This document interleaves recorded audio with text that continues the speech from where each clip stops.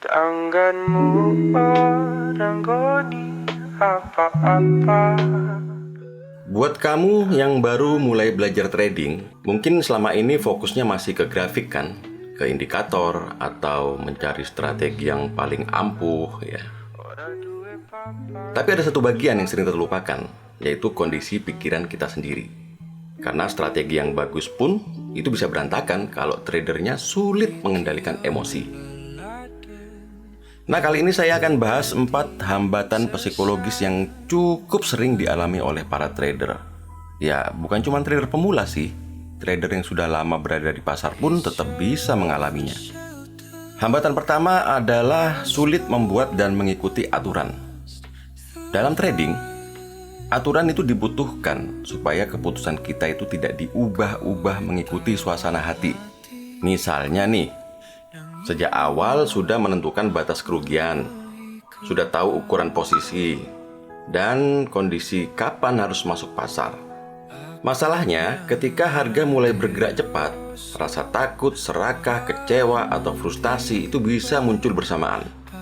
Akhirnya, aturan yang sebelumnya sudah dibuat malah mulai dipakai untuk dinegosiasikan sendiri.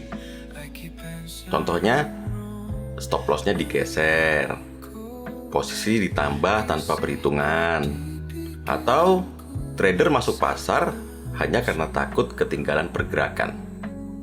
Hambatan kedua adalah sulit menerima tanggung jawab. Ketika mendapatkan profit, kita mungkin merasa itu terjadi karena analisis kita tepat.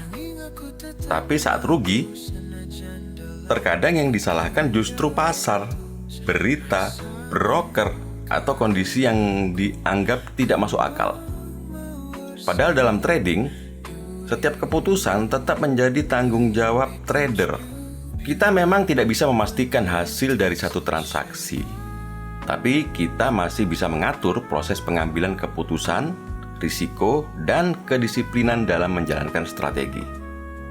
Hambatan ketiga adalah ketagihan mengejar kemenangan. Profit besar atau kemenangan berturut-turut memang terasa sangat menyenangkan. Tapi perasaan itu bisa membuat trader ingin terus membuka posisi, bahkan ketika peluangnya sudah tidak sesuai dengan rencana.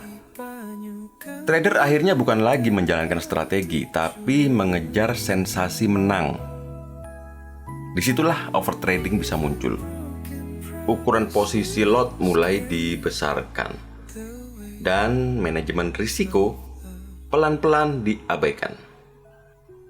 Hambatan keempat adalah keinginan untuk mengendalikan pasar. Dalam kehidupan sehari-hari, kita terbiasa mencari cara supaya keadaan itu berjalan sesuai dengan rencana kita. Sayangnya, pasar itu tidak bisa dipaksa mengikuti keinginan kita. Harga itu bisa berubah karena banyak faktor, dan tidak semuanya itu bisa diprediksi atau dikendalikan. Yang masih bisa kita kontrol itu adalah cara membaca informasi, cara mengambil keputusan, dan cara kita merespon ketika hasil transaksi itu tidak sesuai dengan harapan. Jadi ketika mengalami kerugian, pilihannya itu bukan langsung mencoba untuk membalas pasar. Lebih baik berhenti sebentar, mengevaluasi kondisi, lalu menentukan langkah berikutnya dengan kepala yang lebih tenang. Teman-teman, kalau diperhatikan ya, 4 hambatan tadi itu sebenarnya punya benang merah yang sama. Trading itu bukan cuma soal menebak arah harga. Trading itu juga soal bagaimana kita menjalankan aturan, menerima ketidakpastian, dan tetap rasional ketika emosi itu mulai ikut bermain. Tips buat trader pemula: tidak perlu merasa harus langsung punya mental yang sempurna. Mulai saja dari hal yang sederhana. Buat aturan sebelum masuk pasar. Lalu, batasi risiko. Catat alasan mengambil posisi. Lalu, evaluasi apakah keputusan itu benar-benar mengikuti rencana. Karena hasil satu transaksi memang tidak selalu bisa dikendalikan. Tapi proses dan reaksi kita itu kan masih berada di tangan kita sendiri. Tetap belajar, tetap jaga risiko, Dan jangan biarkan emosi mengambil alih tombol buy dan sell kamu. Saya Dedi, Trader Klinik. Sampai jumpa di podcast berikutnya.